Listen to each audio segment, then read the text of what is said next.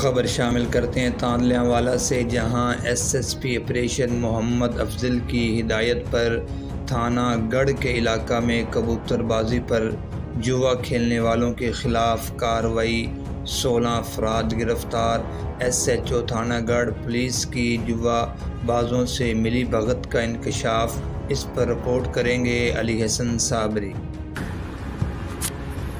जी, SSP operation Faisalabad की हिदायत पर एसपी नईम अजीज ने कबूतरों पर जुआ खेलने वालों के खिलाफ बेहतरीन हिकमत अमली अपनाते हुए खसूसी टीम तश्कील देकर रेड किया।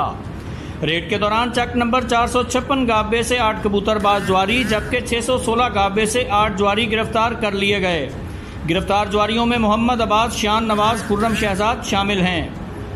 दीगर मकसूद अहमद, मोहम्मद हसन और दीगर कबूतरबाज ज्वारी शामिल। जुए पर लगी लाखों रुपए की रकम और कबूतर भी तहवील में ले लिए गए।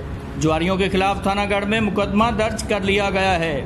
एसपी नईम अजीज का एसएचओ गढ़ के खिलाफ सख्त कार्रवाई का इंदिया।